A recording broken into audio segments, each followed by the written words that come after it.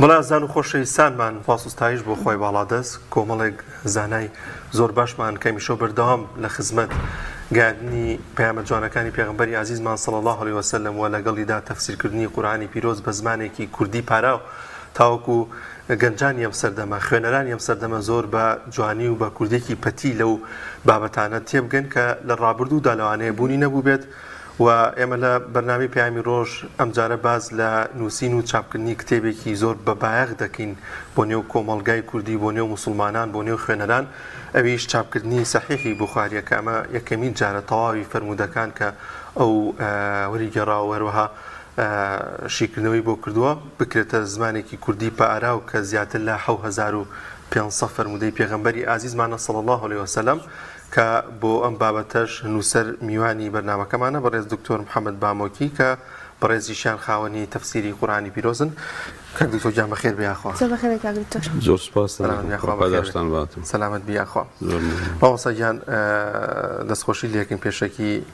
خی گەورە خامەتە ڕەنگی بکاتەوە ئینشاڵڵا زیاتر تەمەتان بداتێکە خزمەت بە ئاینی پیرۆزی ئیسلام و بە فەرموودەکان و قورئانی پیرۆز بکەن باز لەم نوێترین نووسین و کتێبەتان بکی کە بەڕێستان چاپتان کردووە. بسم الله الرحمن الرحیم. بەڕاستی ئەم کتێبەی کە پێوتێ صحیحی بوخاری بە عەرەبی من کردومە بە کوردی و وەرم گێڕاوەتە سەر زمانی کوردی. گرنگترین کتێبی صحیحە عەفو کتێبی فەرموودەیە کە هەموو فەرموودەکانی صحیحە. زۆربەی عولەما معتەبەرەکان کە فەرموودەناس و شارەزان لە فەرمووداڵێن ئەمە دووهەم کتێبە دوای قورئان گرنگترین کتێبە کە لە تێگەیشتنی ئیسلام و شەریعەتی ئیسلام و فەرمایشت و فەرموودەکانی پێغەمبەرە بۆی ئەگەڕێنەوە پشتی پێبەست کە ئیمامی بوخاری ڕەحمەتی خوای لێبێ 16 ساڵی پێچووە بۆ نووسینی و 3 جار مراجعەی کردووەتەوە و پیشانی 4 زانای زۆر گەورەی سەردەمی خۆی داوە کە هەندێکیان مامۆسای بن وەکو ئیمام ئەحمەد و ئیبن المەدینی و دوو زانای تر هەموو فەرموودەکانیان پەسەند بووە 4 فەرموودە نەبێتوان ئەمانە مەرجەکەی تویتیان ئەوانش صحیحن بەس لە مەرجە بەرزات و دانیە ئەویش عوقەیلی کازانایەکی تری فەرموودەناسەڵێ لەوەش هەر قسەی بوخاری بەقووەترە تا قسەی ئەوان لەبەرەوە فەرموودەیەکی کتێبێکی گرنگە و کتێبێکی مهمە و توانێتی لە کۆی 600,000 فەرموودە کە خۆی ئەفەرمێ ئەم حەدیسە صحیحانەی هەڵبژاردووە کە ژمارەکان بە پێی ئەو ژمارەی کە من چاپم کردووە 7563 فەرموودەیە. ئەمە شتێکی گەورەیە تۆ بێ لە 600,000 فەرموودە ئەمە هەڵبژێری و ئەڵێ هەر فەرموودەیەک کە نووسیوێتی لە هەندێک ڕوایەت ئەڵێ هەر سەرباسێک کە نووسیوێتی سەرباسەکانی لە مەدینەی پێغەمبەر صلی الله علیه وسلم لەوێ نووسیوە خۆم شۆردووە و دەستنوێژم گوتو دوور کە نوێژم کردو جا نووسیومە یعنی وەکو لەوەنە گرنگی بە بابەتەکە داوە و ئەم صحیحی بوخاری ئەوەندە گرنگە یەکێکە لەو کتێب و سەرچاوانەی کە زۆرترین ڕاوە و شەرح و ڕوونکردنەوەی لەسەر نووسراوە کە بەپێی هەندێک سەرچاوە کە من بینیومە ئەڵێ 130 شەرح و تعلیقی لەسەر نووسراوە واتە یا ڕاوەی هەموو کرابێ یا کەلیمە غەریبەکانی معنا کرابێ یا هەندێک شوێنی لێ ڕوون کرابێتەوە کە ئەمەش گرنگی و بایەخی ئەم کتێبە و ئەم دانراوە ئەگەینێ کە ئەوەنە بایەخی پێدراوە و زۆرێک لەو زانا فەرموودەناسانی تر دوای بوخاری هاتوون گرنگترینیان کە ئیمامی موسلیمە ڕەحمەتی خوای لێبێ شوێن ئەم کەوتووە یعنی شێوازی ئێمە گوتووەتە بە لە دانانی کتێب و نووسینی کتێب و بابەتەکە لە کاتێکە ئیمامی بوخاری بە مناڵی باوکی مردووە و هەتیو بووە و لە تەمەنێکی زۆر گەنجیا دەستی بەم ئیشە کردووە دەستی بە نووسین و گرنگیدان کردووە کە هەر لە 15 و 16 ساڵی و دەستی بەم ئیشە کردووە و پیاوێکی هەڵکەوتوو بووە لە بەرکردنا لە عیلمە لە تەقوا و خواناسیە ئەڵێ باوکم وتوێتی پێش ئەو وەفات کە دیارە بینیوێتی وتوێتی کوڕم ماڵ و سەربەتێکی باشی جێڵاو بۆ ئیمامی بوخاری وتێتی من لەم سەرەت و سامانەما هەمە بە قەناعەتی خۆم و ئاگام لێبێ 1 درهەمی حرامیتیانی 1 درهەم بۆی ئیمامی بوخاریش مەشهورە و لێی ئەگەڕنەوە کە پیاکی زۆر زاهد و متقی و خواناس و خۆپارێز بووە بەتایەتی لە مەسلەی حەڵاڵ و حەرامە. جا لەبەر ئەو پیاوەوەنە گەورەیە ئەو کتێبەشەوەنە گەورەیە منش حەزم کردووە وەری گەڕمە سەر زمانی کوردی و میلەتی کورد کە میلەتێکی موسڵمانە و میلەتێکی عەریقە لە ئیسلامەتیە ئەو سەرچاوە گرنگ و باش و چاکە بە زمانی کوردی پاراو لە بەردەسی هەمووان نابێ. ماوەسا لە ڕابردوودا نەبووە ینی تەواوی ئەو فەرموودە سەحیحانە بکرێ بە کوردی پێم وایە؟ بەڵێ یعنی چەند سەحیحێک هەیە چەند کتێبێک لە بوخاری کراوەتە کوردی چەند مامۆسایەکی بەڕێز کردویانە بەس ئەوانە هەمویان پێوتێ بە عەرەبی مختصەری بوخاری کورتکراوەی بوخاری کورتکراوەی بوخاری کە مختصەرەکە مەشهوورترینە مختصەری زوبەیدیە کە عەلمێکی یەمەنیە کردوێتی زۆرتر ئەوانەی کە هەر ئەوەن تا ئێستا کە من طبعا ئەوەیشم کردووە گەڕاوم و بە زمانی عەرەبی و کوردی و شتێکە تا ئێستا لە کوردیە صحیحی بوخاری بە کاملی بە تەواوەتی وەکو خۆی وەرگێڕێتە سەر زمانی کوردی نەکراوە بۆیە ئەم ئیشەی ئێمە یەکەم جارەکە ئاوا بەوە بکرێت چونکە من ئیشێکی گەورە و زۆریشە کە من بەڵێ ئاوا تۆزێ ماوە و بینی کەوتووە لەبەر هەندێک ئیش و کار و مەشغەڵەتی خۆم بەڵام کۆی کاتەکان کۆکەیتۆ بە مراجعە و وەکو بڵێ پیادا چوونەوەکانە کە 3 جار مراجعەم کردووە نزیکی 4 ساڵی پێچوو. ئاجا چونکە هەم ئیشێکی قورسە هەم شتی زۆر گران و قورسی تایە هەم بە دواچوونی زۆری ئەوێ سیرکردنی سەرچاوی زۆری ئەوێ بەڵکو لەوەش زیاتر جاریوە هەیە من پێویستم بەوە بووە پرسیار لە ئافرەتی بەتەمەن بکەم لە پیاوێکی بەتەمەن بکەم بۆ هەندێشتی کوردی بۆ هەندێ وشەکە مەسلا من لام ئەوەکو لە ڕوون نەبووە. زۆر باشە دکتۆر هەموو فەرموودەکانی صحیحی بوخاری کە ئاماژەت بکە نزیکەی 600,000 فەرموودەیە 7,563 بەگشتی بەبێت تیکرار ئەبێتە 4,000 بەبێت تیکرار بەڵام بە تیکرارەکان و کە هەمووی بوخاری بێ کاتە 7,563 فەرموودە بەوەی زۆر باشە ئەمانە هەمویان صحیحن ئەتوانرێت پشتی پێ بڵێ عەرزم کردمتم ئیمامی بوخاری کتێبەکەی دوایەوە کە نووسێتی پیشانی 4 زانەی گەورەی لە خۆی خوێنەوارتر داوە کە هەندێکیان مامۆسای بوون هەمویان پەسەند بووە و لەوە زیاتر مثلا ئیبن کەثیر ئەفەرمێ ئوممەی ئیسلامی عولەمای ئیسلامی یەکدەنگ لەسەر ئەمەی ئەم فەرمودانەی صحیحی بوخاری هەموو کتێبەکەیان قبول کردووە و هەموو فەرمودەکان بە صحیح ئەزانن عولەمایان هەموو قسەی ئیبن کەثیرە ئەمە قسەی ئیمامی نەوەویە قسەی زۆرێک لە زانایانە بەڵکو هەندێک لە زانایانە فەرموون ئەم بوخاری ئەوەنە گەورەیە ئەوەنە ئیشێکی گەورەی کردو زۆر جار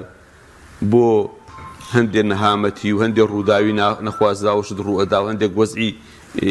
وەکو لە سروشتی وەکو باران نەبارینەوەنە ئەڵێن ئەم صحیح بوخارێ قەدەری خوا لە هەندێک شوێن ئەوانە کردو خۆی بڵێ خوای گەورە بەهۆی ئەمەوە باران باری بێ یعنی ئەڵێ هەر نەخۆشی هەر وەزعی هەر ناڕەحەتی بوو بێ ئەم صحیح بوخارێ سوودی لێ بینراوە بۆی کەواکو خوای گەورە بیکاتە وەکو بڵێ تکاکارێ. ماوەسەیان لە ڕابردوودا زۆرێک لەو کتێبانەی باسی زمانی کوردیت کرد کە تایبەتن بە ئاینی پیرۆزی ئیسلام یاخود وەرگێڕان یاخود تەفسیری بۆ کراوە هەر لە قورئانی پیرۆز هەر لە فەرموودەکان ینی کوردەکەی تۆزێک پەتی نییە لەوانێ زۆر جار خوێنەر تۆزێک بێزارێکی پێوە دیار بێ ئەو تا چەند گرنگیتان داوە بە کوردێکی پەتی تاوەکو خوێنەر زۆر بەباشی تێبکات وە ئەو وشانەی کە بەکاری دێنێ ڕۆژانە لەم پەرتووکەدا بوونیان هەبێت. وڵی من ئەرزم کردی من زۆر هەوڵم داوا بێ ینی بۆ نمونە ینی ئەگەر هەموو ئەو شەرحە و ئەو ڕافە کوردێ من کردومە بۆ بوخاری بیخوێن تۆ نازانم ینی شک نابم کەلیمەیەک و وشەیەکی عەرەبی تیابێ مەگەر ئیتریانی هەر نەبێ ئەو کوشە هەر نەبێ ینی نەکرێ ینی بە عەرەبی نەبێ نەکرێ ئەمە یەک دوو من حتا ئەگەر کتێبی قاموس وشتم زۆر سوود لێبینیوە فەرهەنگی کوردی ئەگەر لە هەموو ئەو شتانە دەستم نەکەوت بێ وەکو ئەرزم کردی چوم لە خەڵکی بەتەمەنم پرسیوە لە پیاوان لە ئافرەتان ئەو کەسانی کە وەکو لەو بوارە زانی بێتم شارەزان ئاینی چونکە بەڕاستی خەڵک ئێوە کوردی بێ ئەمە یەک دوو جاری وایە کوردێکە کە کوردی زۆر پەتی و تەواو کوردی ژەنووسی وایە لەوە شتێن ئاگا چونکە خەڵک ئەوەشی لەبیر چوەتەوە هەندێک جارە گەرواش بێ ئەوە لە پەراوێزەکە لە خوار و ئاماژەم پێ داوای کولە ڕوونکردنەوەیکم لەسەر داوە یا مەسا لەوانەیە هەندێک بەڕێز و مامۆستا وشت کە سەیری کتێبەکەی منیان کردووە بۆ سەیرکردن و مراجعە وتوانە ئەموشە تۆزێک تێبینیان بۆ لەسەری من سەرچاوەکەم نووسیوەکەمە لە فلان فەرهەنگەوە وەرگیراوە. خۆی مامۆستا زۆر جار خەڵکانی وازانن ئاسانە لە جا بۆ چێتی موردەکەی بەس تا کتێبی وەرنەگەڕی تا نەنووسی نازانی چەند قورسە بابەتی زمانی کوردی وەرگێڕان وەکوڵێ بابەتی مەوزوعەکەش فەرقەخە ئێستا مەسەلا تۆ بێ شتێکی چیرۆک وەرگێڕ هیچ نییە چیرۆکێک مێژوویەک ئەو شتانە هینی ناوێ قورسێکی تیان نیە بەس بابەتێک علمی بێ علمی زۆر قورسە یعنی ئێستا بۆ نمونە وشەی وا هەیە لەو سەحیحی بوخاریە باوەڕکە من لەوانەیە ڕۆژێک تاقێک جارێ بۆم ساغ نەبوو تو دووسێ ڕۆژ هەر یێڵاومە تۆ گەڕاوم ینی لەگەڵ نووسینە هەر بەیناوبین گەڕاوم ئێمە فەرقی هەیە چۆن ینی کابرا هەر لە خۆی بینووسێ ینی بە تایبەتی بینیومە مەسا کەسی کە فەرمودەی کردوتە کوردی وشەیەکی نووسی و هەر عەلاقەی نییە بەو معناوە زۆر زۆر دوورن لە یەکو لەبەر تۆ نابێن تۆ خەڵک پشتی پێ بەسێ خەڵک ینی دوایکە تۆ کاتە سەرچاوە تۆش ئەمانەتێکی علمیە بێک و خۆی نەقلیکەی. زۆر باشە دکتۆر تا بۆچی چی وای لە تۆ کرا خود بڵین چی وای لە تۆ کرد کە ئیمامی بوخاری هەڵبژێری کە چەندان ئیمامی تریشمان هەیە کە فەرمودەیان گێڕاوەتەوە ئەو تایبەتمەندیانە چین کە وای لە تۆ کرد ئیمام بوخاری هەڵبژێریت و کتێبەکەی ڕاوە بکەیت. بەڵێ وڵات تایبەتمەندیەکانی ئیمامی بوخاری ئەو بوو کە باسم کرد گرنگی ئەو کتێبەیە کە لە سەرتاوە ئاماژەم بە هەندێک خاڵی کرد کە ئیمامی بوخاری ئاوا نووسوێتی و بە خەڵک ئاوا زانایان و فەرمودەناسان ئاوا بایخیان کرد بەڵام بۆ من چەند شتێک وای لێ کردم یەکەم ئەوە توێشوێک بێ بۆ قیامەتی خۆم بەڕاستی پاڵنەری یەکەم ئەوە بووە کەەوە خەڵکی خوێنەوە یەکی دوعایکی خێرمان بۆ بکە ئیشێکی گەورەیە دوو بۆ ئەوەی وەکو سەرچاوەیەکی گرنگی ئیسلام لە بەردەستی نووسەر و خوێنەر و وتارخوێن و ئەوانی کەوا بابەت وشت ئەنووسن بە ئاسانی مانا و شەرح و ڕاوی فەرمودەکانە لە بەردەساوی پاشان ئەمە سەرچاوی دووەم ئیسلامە ئەم فەرمودانەی پێغەمبەر سەرچاوی دووەمە وە لە فەرمودەکانی پێغەمبەریشە ئەم کتێبە صلی الله عليه وسلم گرنگترین سەرچاوی فەرمودەی یعنی ئەمە قسەی زۆربەی عولەمای ئیسلام ئەڵێن لە حەدیسی پێغەمبەرە لە فەرمایشتەکانی پێغەمبەرە صحیحی بوخاری معتەبەرترین و ڕێک و پێکترین و جوانترین و چاکترین کتێبە دوای خۆشی پێمای مامۆستا دوای زۆرێ لە زانای خەونیان پێوە بینیوە بەڵێ اینجا یەکێک لە گرنگیەکان تۆ بیبینە چیە ئەم ئیمامی بوخاری یەکێک لە قوتابەکانی کە ناوی فیرەبریە خەڵکی وڵاتی لای خۆیان ئەو لایە ئەلێ ئێستا کە من لە ژیان ئامام تا ئێستا 90,000 کەس ئەم صحیحی بوخاری لە ئیمامی بوخاری بیستو 90,000 کەس تۆ سێرکە و کاتە خەڵک بە پێ ڕۆشتۆ و بە قامیش و بەمە نووسیویانەتۆ 90,000 کەس ینی ژمارەیە بەو وەسایلە سادانە و بەو سەردەمە ناڕەحەتە و کابرا یعنی لەوە چێ نازانم زۆریشی پێ نەچوو بێت کە تەواوی کردوێت تایتر ینی لە بینی وەفاتی و ئەوەشیە 90,000 کەس بیبینێ زۆرە بوخاری خۆی لە وڵاتەکەی خۆی بووە دەنگ و باسی گەشتۆتە بەغا و شام و ئەوانە ینی کە هاتووە بۆ هەر شوێنێک و پاشا و شت ئیستیقبالی لێکراوە ئیمامی بوخاری چۆ بۆ هەر شارێ ئەوەنە خەڵک کۆوەتەوە لەو مزەوت و شوێنە ئەو لێتی نەیگرتووە بۆی گوێی لێ بگرن صحیح بوخاریەکەی لێ بیست بڕێ خۆی ئەوە پلۆپایی بەرز کردووە مامۆستا باسێکی لە کتێبەکەمان بۆ بکەیت چۆن دابەشی کردووە کتێبەکە یان کەسێک زانایەک مامۆستایەکی ینی پێویستی بە فەرمودەیەک بێ ئەتوانێت بە ئاسانی بیدۆزێتەوە چۆن شتەکانت داناوە خۆی صحیح بوخاری خۆی چۆنە من بە پێی ئەو هاتووم صحیح بوخاری خۆی ئیمامی بوخاری بە گوێرەی باسەکانی داناوە مەسلا سەرەتا باسی ئیمانەکە دوای سەرەتا باسی وەحیەکە باسی ئیمانەکە باسی عیلمەکە باسی نوێژ و پێش نوێژ باسی دەستنوێژ ئەوانەیە ئاوە دوایچێتە ڕۆژ دوایچێتە زەکات دوایچێتە ڕۆژ و دوایچێتە حەج بابەتەکان ئاوایە دێن تۆ بێ بەپی بابەتەکان اینجا ئێمە هەموو بەریەک پێڕستێکی هەیە تۆ ئەتوانی ئەگەر هەرچیەکە دویست لە کۆتایی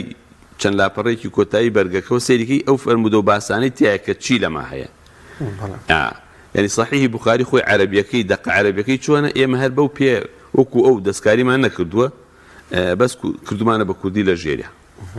ینی فەرمودەکەمان بە عەرەبی هێناوە وەکو خۆی دوای ئێمە تەرجەمە و کوردەکەیمان نووسیوە لە ژێرە لە هەرکوێ پێویست بوو بێ ئێمە لە پەراوێزەکە هەندێک ڕوونکردنەوە و تەوزیح و سەرنجوشتمان نووسیوە. زۆر باشە دکتۆر لە چەند بەرگ پێکهاتۆ کتێبەکەت و بەنیازی لە ساڵانی داهاتوودا چاپی نوێی بخەیتەوە بازار و هەروەها فەرمودەی تری بۆ زیاد بکەیت؟ دەبەرگە وەکو بەرگ دەبەرگە بە عەرەبی و کوردیەکە بووتە دەبەرگ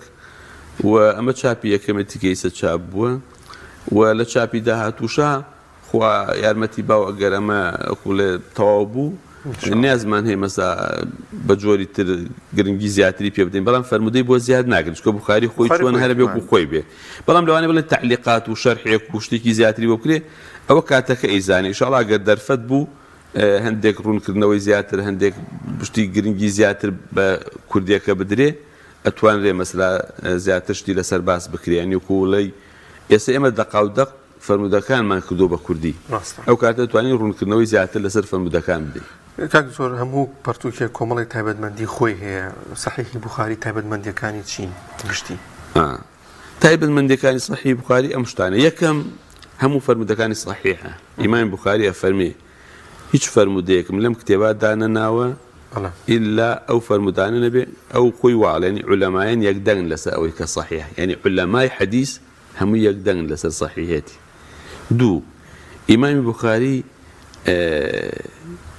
بە مەرجی گرتووە ئەمە مەرجی ئەوە لە مەرجی هەموو محەدیسین جیاوازە ئەبێ هەموو ڕاویەک و شەیخەکە یعنی تەڵەبەیە کە حەدیثێکی لە مامۆستایەوە بێ بە یەک بکەن لای ئیمامی بوخاری بە یەک گەشت بن. ئێستا ئیمامی موسلیم ئەفەرمێ هاو عەسر بن ومانع نەبێ لە بە یەک گەشتیان کافیە بەس ئەمەڵێ هەرە بێ بە یەک گەشت بن بۆی مەرجەکەی قورسترە و گرنگترە. پاشان تەرتیبەکەی بەشێ لە عولەما فەرمووە گرنگی سەحیحی بوخاری لە تەراجمەکەیەتی تەراجم ینی سەرباسەکانی یعنی ئەڵێن عیلمی بوخاری لە تەراجمەکانە دەرەکەوێ بەڕاستی ئەو ئەم تەراجمانە دایناوم سەرباسانن جاری وایە ئاماژەیە بۆ فەرمودەی جاری وایە حکمە شەرعیەکەی تایە جاری وایە بابەتێکی علوم حەدیث و فەرمودەناسی تایە جاری وایە باسی شێوەیەک لە طروق و ڕێگای حەدیثەکە ئەکا يعني أنواع فني تيابا كاريانا أنواع شارزاي و ليزاني وفقهي إمام بخاري لو سرباسانا دركوي باشان تايبن منديكي تري أوي أم كتاب إمام بخاري بيوت جامع وتهمو بابتكاني فرمودي لخوا قرتوا يسمى مثلا معنا كتاب ما هي السنن وكو سنن أبو داود أما أحكامي تاعي يعني آية حديثة كان أحكام وفرمودكاني أحكامي تاعي بلام أما إمام بخاري باسی ئیمانی تایە باسی قیامەتی تایە باسی تەفسیری تایە باسی مەلاحیم و فیتەن و ئەوانەی تایە بەڵام کتێبی سونەن وان نییە کتێبی سونەن هەر حەدیثەکان کە حکمێنی ڕۆژ و نوێژ و حەج و زەکات و بابەتەکان لە خۆگرێت کە ئەحکامی حەڵاڵ و حەرام و شەرعی پێوتێ لەبەرەوە ئەمە ژێکی کە لە تایبەتەکەی کە ئەم شاملتر و گشتگیرترە هەموو شتێکی لە خۆ گرتووە لە هەمووی گرنگتر ئەوەیە ئەم ئیمامی بوخاری خۆی زانایەکی زۆر شارەزایە لە فەرمودەناسی زۆر شارەزایە لە ناسینی ڕیجال زۆر مهم بۆ حەدیث یعنی واتە ئەو کەسانی فەرمودەکەی گەڕن ئەو پیاوانە و ئافرەتانە ئیمامی بوخاری فەرمێ لە شوێنێکە ژمارەی زۆر ئەڵێ وەنە حەدیثم لەبەرە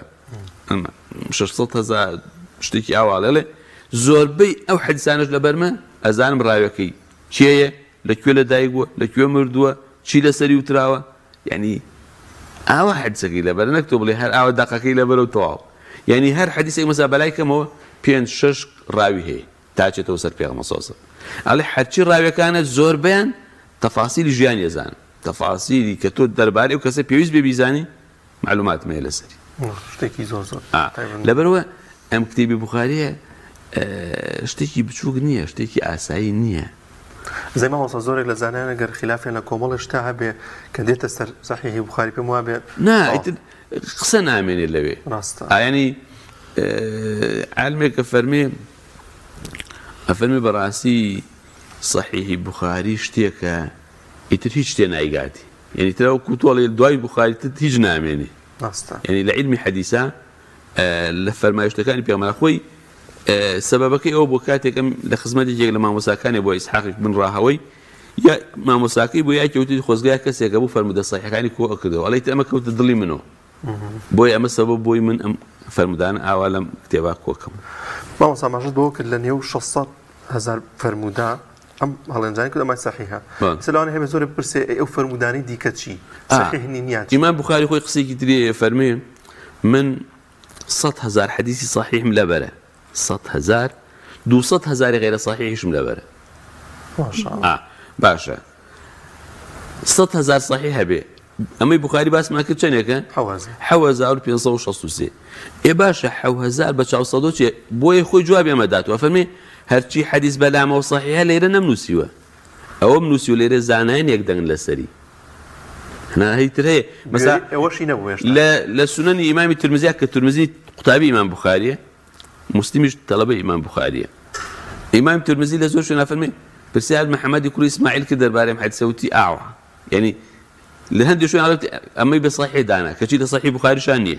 یعنی حەدیثی پێ صحیحە بەڵام ئەو مەرجانەی تیانێ کە بگاتەوەی لە صحیح بوخاریە بۆ خۆی داناوە لەوەی دانی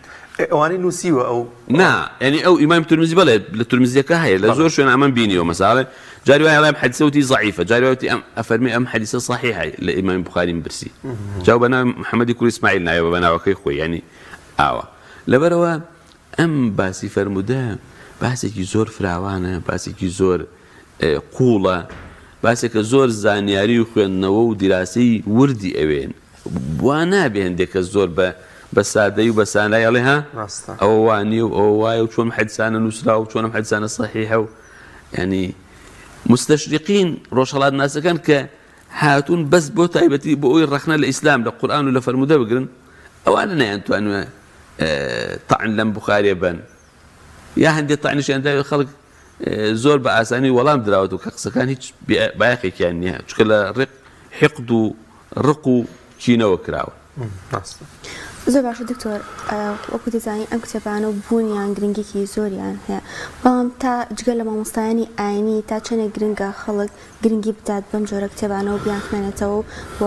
سوود لە فەرموودە صحیحەکان وەربگرێت وەڵاهی گرنگی فەرموودە و فەرمایشتی پێغەمبەر صلی الله علیه وسلم لەوە هەیە کە وەکوتم سەرچاوی دووەمی ئیسلامە بۆ نمونەی تۆ نوێژ بێنە کە تۆ ئێمە شەو ڕۆژێک 5 جار نوێژەکەین و 7 ڕکات نوێژەکەین هەر فەرزەکان بکەین تەفاسیلی ئەم نوێژە قورئان تەنها فەرمی ئەقیموا الصەلات نوێژ بکەن نوێژەکانتان بکەن ئیتر بەچی دەست بێەکەی بەچی کۆتایی دێ لە ڕکاتەکانە چی ئەڵێ لە ڕکوعات چی ئەڵێ ها چۆن حرەکاتەکانەکەی ئەمە هەمووی لە سونە هاتوو ئەمە هەمووی لە فەرموودەکانی پێغەمبەرە جا فەرموودەی قەولی بێ یا فیعلی بێ یعنی فەرموو بێتی یان بەکردەوە کرد بێتی تەمەن هەردووکی هەر فەرموودەی پێوتیەوە چ فیعل بێ چ قەول بێ دا ئەمە لە فەرمایشتەکانی پێغەمبەر هەیە دوو مەسەلەی معاملە ئەم هەموو معاملاتی بازاڕ و کڕین و فرۆشتن و کەسابەتی تر و فەلاحەت و ئەوەی لە بینی عامی خەڵکە هەیە ئەم تەفاسیل هەمووی لە سوننایە قورئان زۆر بە کورتی باسی ئەمانەی کردووە قورئان فەرمێ توخنی ڕیبا مەکەون ئیتر ڕیبا چەند جۆرە و لە چیە هەیە و چۆن ئەبێ بە ڕیبا و چۆن لە ڕیبا نەجات بێ ئەمە هەمووی لە سوننایە باسی مەسائلی خێزان ینی خانەوادە و خێزان و دایک و باوک و مناڵ و تەعاملیان و هەموو ئەو تەفاسیلە زەواج و نیکاح و تەلاق و ئەمە هەمووی تەفاسیلەکەی لە سوننایە لە فەرمایشتەکانی پێغەمبەرایە بۆیە خەڵک زۆر پێویستێتی کەواکو شارەزا بێ بە قەناعەتی من پێویستە هەموو موسڵمانێکی کورد کە خوێندەوار بێت هەنی بەلای کەم و چەند کتێبێکی فەرموودەی هەبێ ئەگەر ئەم 6 کتێبەی نەبێ صحیح بوخاری و مسلم و ئەبو داود و ترمزی و نەسائی و ئیبن ماجە بەلای کەم و صحیح بوخاری هەبێ شەوی چەند لاپەڕەیەک یا لە هەفتەیەک کە شەوێک دابنێت چەند لاپەڕەیەکیان بۆ بخوێنێتەوە کاتە سەرێکی لە خلالی ساڵێکە 2 ساڵە 3 ساڵە ئەو ماڵە هەموو صحیح بوخاریە بیسە یا کەناڵەکان مەسا پێم باشە چۆن مەسا بە قورئان دەست پێەکە یا جاری وای بە قورئان کۆتایی دێ هەندێک کەناڵ یعنی ئەم فەرمایشتانەی پێغەمبەریش بەشێک بێ لە ئینەکان بەشێک بێ لە بەرنامەکان کە بە بەردەوامی بدرێ بە گوێی خەڵکە یعنی من بیستومە موسڵمانی وایە فەرموودەیەک بۆ خوێندەوە تۆ وتێتی وەڵا ئەمە یەکەم جارمە بیبیست ڕاستەکە چکە کە ناخوێنێتەوە ئیتر ناشبیستە یا خەڵک وا ئەزانێت لەو بارەی و فەرموودە نییە من زۆر جار لەناو ئەو دۆست و ڕەفیق و برادەرانە باسەکەم ئەڵێم شارەزایی لە قورئان و عەفو لە سونەتی پێغەمبەر و لە سیرەتی پێغەمبەر بە تایبەتی سونەت و سیرەت زۆر شارەزابی بە قوڵی و بە فراوانی پێ ناچێ شتێک بێتە پێش و تۆ وەڵام و پێ نەبێت ئەگەر ئەوەش نەبێت شەبیهی ئەو هاوێنەی ئەوە شتێک هەیە لە فەرمایشت و لە سنەتی پێغەمبەر صلی الله علیه و سلم. ماوەساکە قورئانی پیرۆز ئەخوێنیتەوە بە تەفسیرەوە، یعنی ئەوەی کە لێشی تێنای بە تەفسیر و بیخوێنێت، یعنی ئەیبینی کە کۆمەڵی وردەکانی تایە کە خۆی باڵا دەست باسی کرد و درک بە کۆمەڵ شتەکەی هەر لە تەقەدان لە دەرگاوە تا ورترین شت، یان ژیانی پێغەمبەری عەزیزمان صلی الله علیه و سلم ئەخوێنیتەوە هەست بە مەینەتی و ئازار و ناڕەحەتیەکانی ئەبینی. بەڵام کە دیتە سەر فەرمودەکانی پێغەمبەری عەزیزمان درک بە چیەکەی جەنابتان پێش ئەم 4 ساڵێک کە خەریب بوون لەم کتێبات دڵنیام لەگەڵ فەرمودەکانە وەڵاهی کە من لەو کاتانە فەرمودەکانم شەرح کرد و ئەنووسی، تەمام من زۆربەی کات هەموو وەخت خەریکی بوومە جارمای، بەڵام بە زۆری شەو لە دوای عیشا و تا سعات 12 جاریەوە بۆ چوومە یەکی شۆ، و بالمناسبە من بە مراجعەکەوە 3 جار مراجعەم کردووەتەوە. مامۆستایەکی بەڕێزیش دکتۆر حسین ئەویش بۆی مراجعەکردن و خۆی پاداشی باتە زۆر ملاحەزە و تێبینی جوانی بۆ نووسیوم، حدودی 4 ساڵی پێچوو. لەم خلالە کە من ئەم نووسی و خەریکی ئەبووم و پێوە سەرقاڵ بووم، چەند شتێکم هەست پێ کرد. یەکەم وەکو لەو مجتەمەعا بژی کە پێغەمبەری تیاژی وا بوو، مەسەلە سێرەکەی باسی نوێژەکە لە مزگەوت، ئەوە پێغەمبەر ئیمامەتەکە و خەڵکەکەی ڕیز کرد و فەرمی وا بوەستن و ئەوانەی وازانی لەوێ لە جەماعەتەکەی تۆش لە ڕیزەکە یا لە دواوە یا لە پێشەوەی. کاتێکی تر مەسلەیەکی خێزانی و پێغەمبەری خوا لە ماڵاو هەندێک ڕوودا و فەرمایش لە فەرمێ نەسیحەتێکەکە مشکلەیەک ڕووەدا، یعنی سێرەکەی وەکو شایدێک بی لەوێ. کاتێکی تر پێغەمبەری خوا و سەحابە لە حەجن و خەریکی بەجێهێنانی فەریزەی حەجن و کۆمەڵی خەڵک پێغەمبەری خوا بەسەر وشترەکەوێتی و پرسیاری لێکەن و ئەم پرسیارێکی شەرعی لەسەر بەجێهێنانی حەجەکەی هەیە و پرسیارێکی تری هەیە و پرسیارێکی تێ و دەربارەی باوکی پرسیارەکە ئەوڵێ حەجکەم بۆ دایکم. جارێکی ترە بینی پێغەمبەری خوا لە غەزایە لە ناو مجاهیدانایە و لە شوێنێکایە و سەرپەرشتی غەزاکەکە، یا بە ڕێگا ئەڕۆن و بوردەوەدا شت ڕوئەدا لەو ڕێگا. مەسا سەحابەیەک وڵاقەکەی مانوو بوو ناڕۆ پێغەمبەری خوا دێ لەوێ لێ ئەپرسێت و هەوکاریەکە و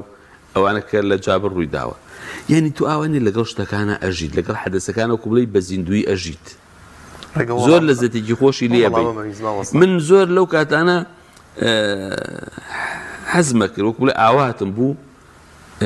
خەوێک بە پێغەمبەرەوە ببینم، قەدەری خوا کاتی تر خەوم بە پێغەمبەرەوە بینی صلی الله علیه وسلم. بەس لەو کاتی نووسینا قەدەرن کە زۆر وەکو بڵێ تەفاعل مەکرد لەگەڵ قەزێکە خەوم نەبینی بە پێغەمبەر صلی الله علیه وسلم. بالمناسبە ئیمامی بوخاری یەکێک لە سەبەکانش کە ئەو صحیحەی نووسیوە جگە لەو قسەی کە وتراوە خۆزگایە کەسی حەدیثێکی صحیحەکانی کوڵدا ئەم خەوە بووە خەوێکی بینیوە لە خەویا پێغەمبەر لە شوێنێکا دانیشتۆ صلی الله علیه وسلم، ئەمش بە باوەشێنی ئەوا مێش و شتی لێ دوورە هاتووە کە بەیانی خەوەکەی گەڕێتەوە بۆ کەسێک ئەڵێەوە تۆ پارێزگاری و دیفاع لە سنەت و فەرمودەکانی پێغەمبەرەکەی صلی الله علیه وسلم هەروەش دەرچوو. زۆر باشە. ئەی لەسەر ژیانی ئیمامی بوخاری تا چەندێک ناڕەحەتی بینیوە، تا چەندێک ناخۆشی بینیوە لە کاتی کۆکردنەوەی ئەم فەرمودانەدا و چنێکی پێچووە کاتێک ئەم فەرمودانی نووسیوەتەوە؟ باڵێ ئیمام بوخاری سەرەتا عەرزم کردن هەتیو بۆ باوکی مردووە. ئیمام بوخاری خۆی و برایەکی تری بوون، دایکی هێناونی بۆ حەج. لە حەج ئیمام بوخاری نەچۆت، لەوێ خەریکی عیلم خوێندن و حەدیث کۆکردنەوە بوو. ئیمام بوخاری باوکی سەرۆت و سامانی زۆری بۆ بەجێ هێڵاوە، ئەوەنە دەوڵەمەند بۆ لاندێک لە ژیانیا خوێندومە تو ئەڵێ کاتی کە چووەتەوە بۆ بوخارە لە ئاخیری عومریا و بۆ دێکەکەی خۆیان و منتەقەکەی خۆیان بۆ سەمەرقەند و بوخارا، مزگەوتێکی هەبووە خۆی ئیمام بۆ لەوێ و دەرسی وتۆتۆ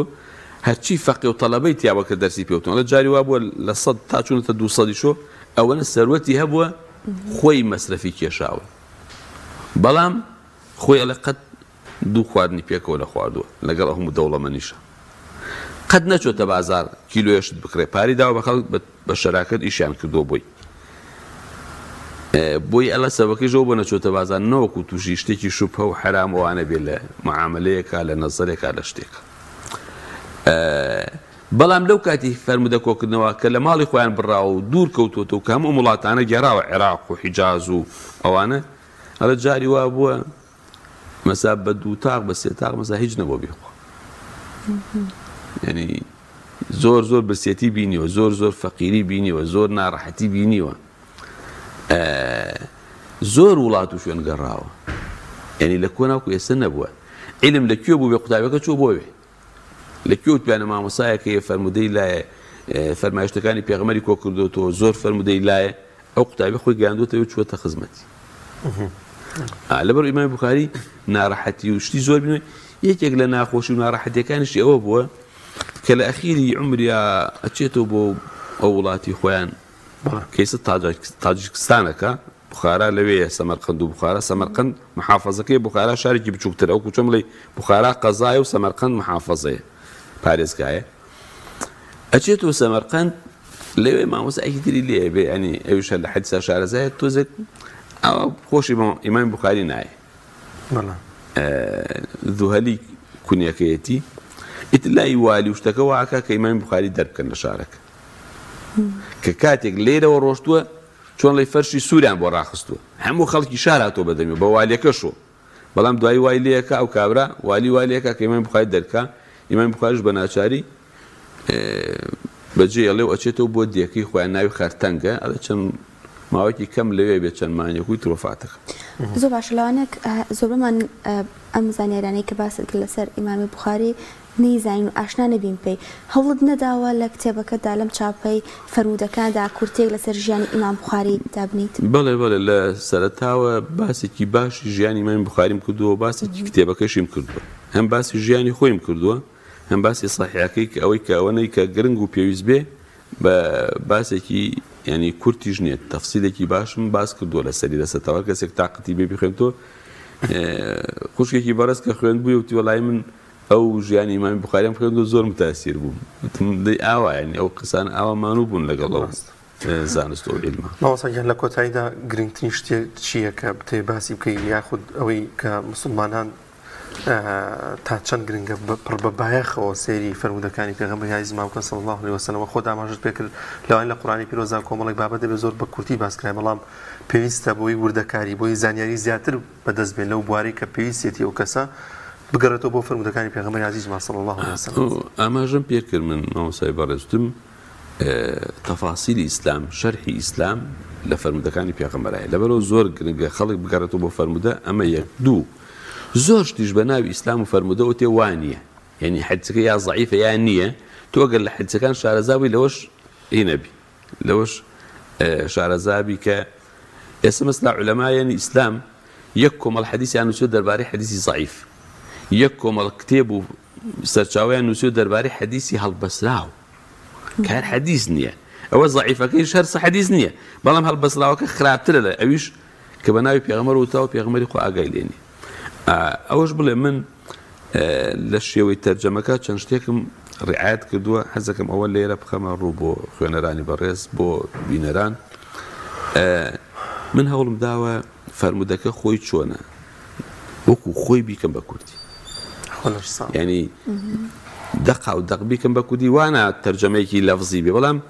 فەرمودەکە بە کوردی چی ئەگەینی ئاوها بیکەمە کوردی بۆ ئەوەی کەواکو حتا ئەگەر کەسێ ویستی تەرجەمەیکە بزانێ ئەم تەرجەمە ڕێک پڕاوپڕ تەرجەمەی ئەو فەرمودەی ینی زۆر هەوڵێەوەم دا ئەوە ژۆکو بڵێ زۆر جا مانوو بووم بەدەستەوە بۆ نمونە وشەیەک لە عەرەبیە هەیە لە کوردیا وشەیەکی دەقا و دەق بەرامبەرینی ینی زۆر مانوو بووم تا وشێکی بۆ بدۆزمەوە ئەگەر هەبوو بێ ینی چەندین قاموس و فەرهەنگ و وەکوتم لە شخصم پرسیوە بۆی بەرام ئەگەر نەکرابێ ئیتر ئەو سامەستا بە بڵێن بە شەرحێک نووسیوە یا لە خوارە ڕوونکردنەوەیەکم داوە لەسەری ها ئەوە پاشان ینی بەڕاستی من ئەڵێم ئێستا من ئەزانم ئەو زانانێک کە کتێبیان نووسیوە تایەتی زانایان بە زمانی عەرەبی کتێبی زۆر گەورەیان نووسیوە چەند مانوو بوو یعنی سا ئیمامی ابن حەجەری عەسقەلانی کە ئەم بە عەرەبی ئەم صحیحەی بوخاری تەرجەمە کردووە عەفو شەرح کردووە 25 ساڵی پێچوو 25 ساڵ دوای کە تەواوی کردووە یعنی ئەخیر ڕۆژ ئەو زۆر بەشێکی ئاوا بە دەرز و توت و دوای نووسراوەتەوە قوتابی هەبووە و ئەوی تریشی ئاوا ئیتر بە نووسی نووسیوەتەوە ئەخیر بەشی کە تەواو بوو ئیتر ئەخیر حەدیسی نووسیوە و کۆتایاتوە ڕۆژێک بۆ مناسبەیەک بووە حەفلەیەکیان بۆ کردووە لە میسر لە میسر ژیاوە بن حەجەر لە قاهیرە ئەڵێ ئیتر هەرچی پیاوی دیار و خەڵک و عولەما و ئەوە بۆ دیارە خۆشی دەوڵەمەند بۆ و خەڵکی تریش هاوکار بوون یەک مناسبەیان بۆ کردووە وەکو جەژن وابوو حیوان سەربڕنێکی زۆر دعوەتێکی زۆر خواردنێکی زۆر مناسبە و حەفلەیەکی گەورە کراوە بۆی کەواکو ئەم ئیبن حەجەرە ئەم صحیح بوخاری شەرح کردو زایمش دەسەڵاتمان نێنایەکی ئەوە گەورەمان بووە کرد ینی دەسەڵات نەبوو خی گەور دەسەڵاتیش بدا لە کاتێک هەر حەزەکە مناسبەیەکی بۆ بگەڕم انشاءالله دەستەکانە خۆش زۆر سپاس بۆ نووسەر دکتۆر محەممەد بامۆکی کە لەم تۆرە لەگەڵمانە بوویت و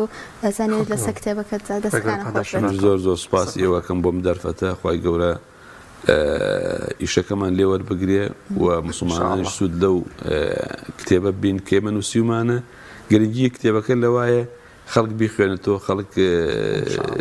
بۆکوڵێ ئێمە شتێکمان کردو خی گەورە قبولیکە بەڵام گرنگیەکەی و بایەخەکەی لەوایە مسلمانانی کورد بیخوێنەوە